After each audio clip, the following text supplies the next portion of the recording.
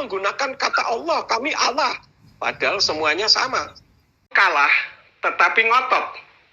Nah, siapa yang selalu kalah dan siapa yang ngotot?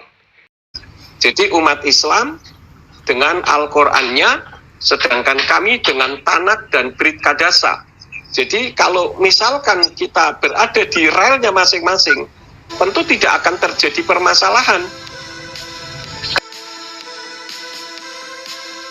Semoga kita semua dalam keadaan sehat walafiat, selalu diliputi rahmat yang maha kuasa.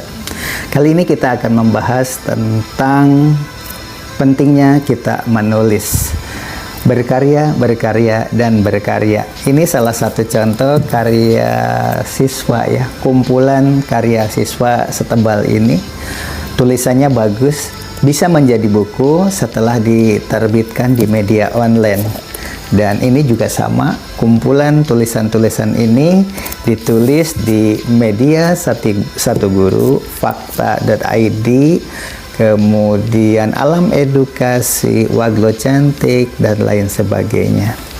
Jadi menulis dan menulislah. Salah satu di antaranya membuka wawasan bahwa adanya penjajahan itu Belanda, Jepang, dan lain sebagainya, itu banyak juga hikmah-hikmah atau manfaatnya dari penjajahan tersebut. Di antaranya bisa mempersatukan bangsa-bangsa yang dijajah. Tanpa penjajahan mungkin dari Sabang sampai Merauke juga tidak akan bisa bersatu seperti sekarang dengan bahasa persatuan bahasa Indonesia.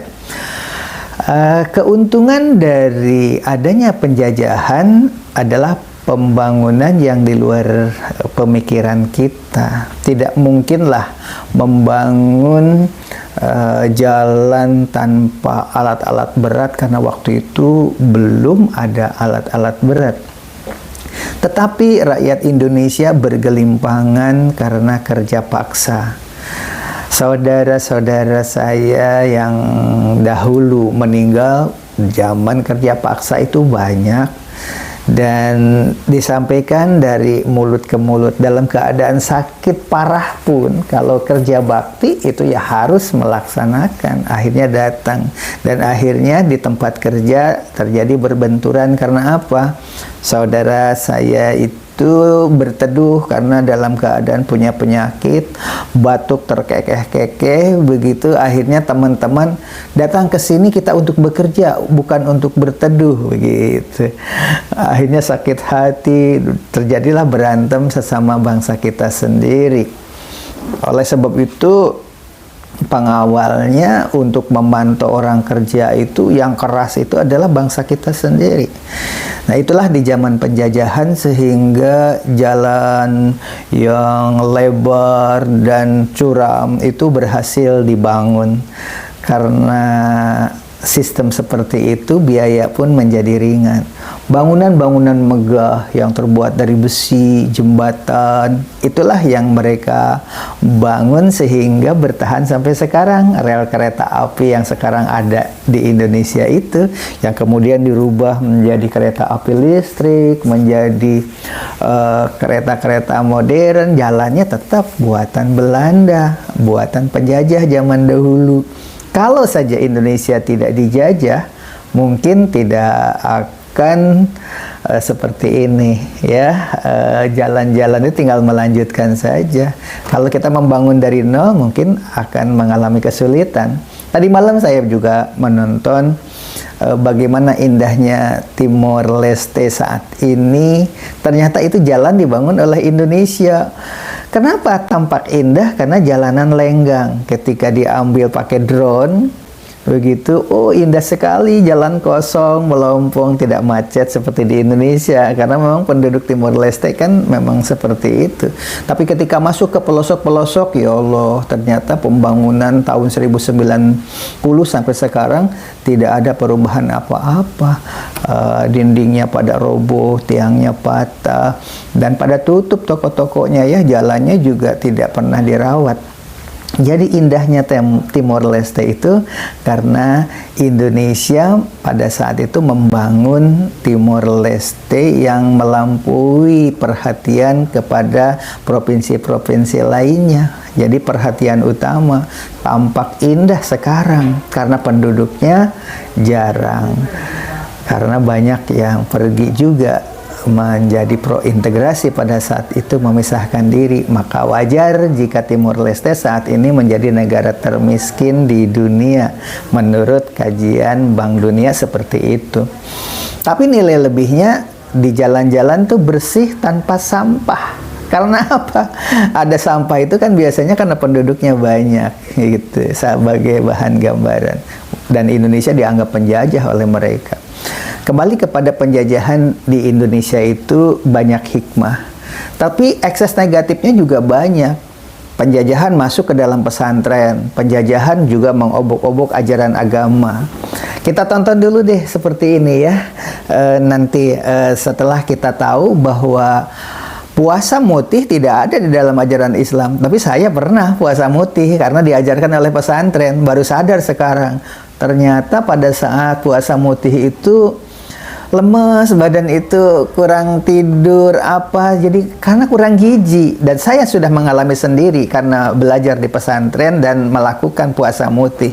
Baru sadar sekarang ternyata puasa mutih itu adalah strategi Belanda untuk melemahkan kekuatan bangsa Indonesia saat berperang, saat melawan mereka, sehingga gampang lelah, tidak berdaya, karena memang puasanya tidak makan protein, hanya makan yang putih, yaitu nasi warna putih, garam warna putih, itu saja makan tiap hari. Oh, puasanya sama, ada sahurnya, ada bukanya begitu.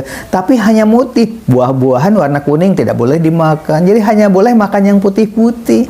Ubi yang warna putih, nasi warna putih, dan ditambah dengan garam. Dari mana tenaga?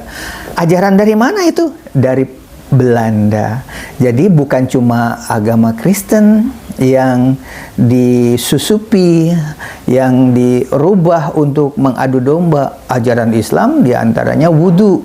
Wudhu itu cukup satu kolam bersama-sama di situ karena memakai teori satu kulah. Jadi orang yang punya korengan, orang yang punya penyakit apa, wudhu di satu tempat, sehingga kalau satu orang santri sakit, maka satu kobong itu sakit semua. Karena apa? Wudhunya di bak yang sama. Karena menurut aturan memang kalau 7 kulah itu bisa dipakai untuk wudhu. Itu sebagai bahan gambaran. Padahal di dalam ajaran Islam tentu tidak begitu. Ini sebagai bahan gambaran ya. Kita tonton secara tuntas untuk agama Kristen juga ternyata seperti ini diobok-oboknya ya, supaya mengadu domba bangsa kita.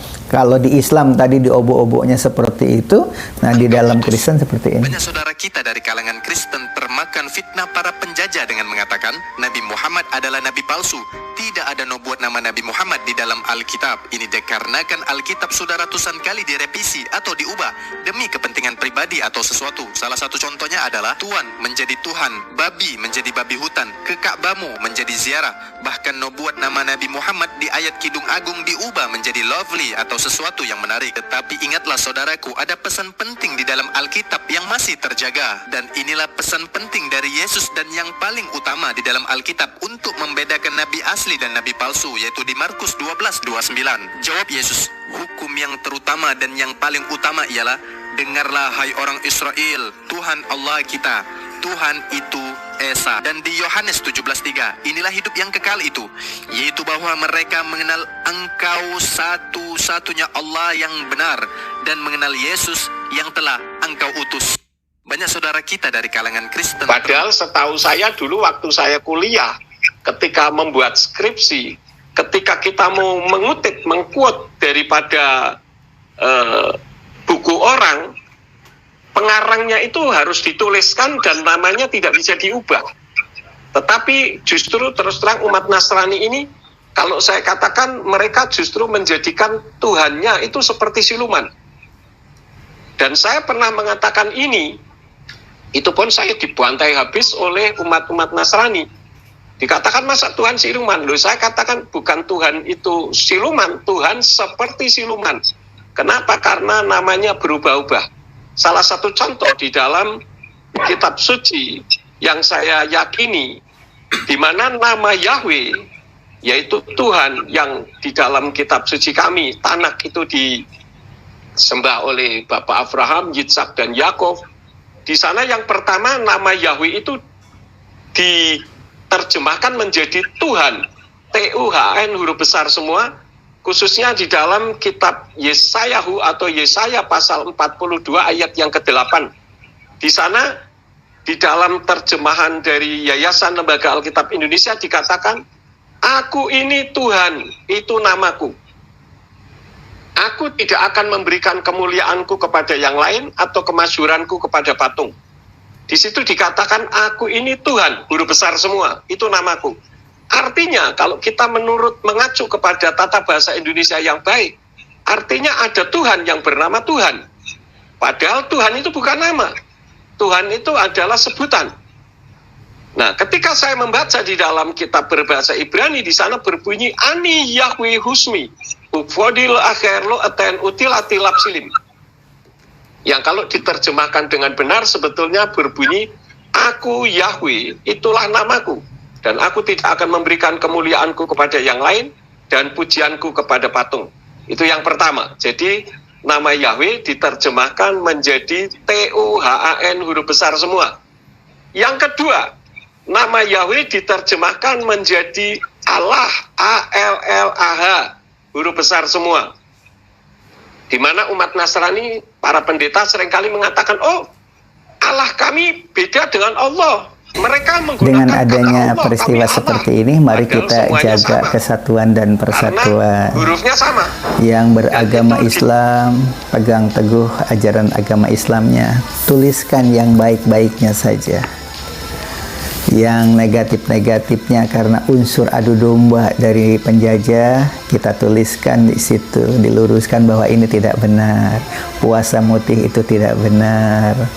Di dalam ajaran agama Kristen, di Injil bunyinya seperti ini, aslinya begini.